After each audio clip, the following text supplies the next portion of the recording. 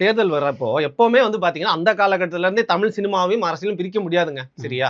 அப்படி இருக்கிறப்போ எப்படி சூப்பரா நம்ம திமுக வடிவேல திருப்பியும் இறக்கி விட்டுருக்காங்க. வடிவேல் 2.0 திருப்பியும் இறக்கி விட்டுருக்காங்க பாத்தீங்களா? அதுதான் சொல்றேன். அ 2011 திரும்புகிறது அப்படின்றதுக்கு இதை விட ஒரு பெரிய சான்று இருக்க முடியாது. ஏன் என்ன இதே திரும்புது? மாரி தான் வடிவேலு, குஷ்பு எல்லாம் இறக்கி விட்டாங்க. அப்ப ம். ஞாபகம் இருக்கா? ஆமா.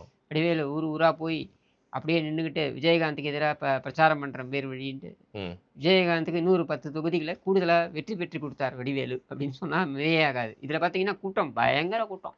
கூட்டம் அள்ளுது எல்லா இடத்துலயும். வடிவேல் போற இடத்துலலாம். வடிவேல் போன இடம்லாம் 2010ல இந்த பிரச்சாரத்துக்கு போறேன்ட்டு. வடிவேல் போன இடம்லாம் கூட்டம் பயங்கர கூட்டம். அதை விட அதிகமா கூட்டம் குஷ்புக்கு. ம். சரியா?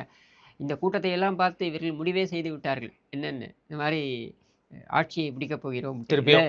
அதுல பெரிய காமெடி என்னன்னா, கவுண்டிங் நடக்க போகுதுல்ல. ம். கவுண்டிங் நடக்கிறதுக்கு 1 நாள் முன்னால வடிவேலு போய் கருணாநிதியை பார்த்துட்டு வந்து பேட்டி. ஐயா தான் ஆட்சி அமைக்கப் போறார். வடிவேல் சொல்றாரு. ஆமா. நீ அந்த பேட்டியெல்லாம் எடுத்து பார்த்தீங்கன்னா, பயங்கர காமெடியா இருக்கும். ஐயா தான் ஆட்சி அமைக்கப் போறார். அதுல ஒண்ணும் மாற்று கருத்தே கிடையாது. நான் வந்து இப்ப சொல்றேன் 200 தொகுதிகளுக்கு மேல ஜெயிச்சிருவாருன்ட்டு. திமுக எதிர்க்கட்சி வரிசையில கூட வரல.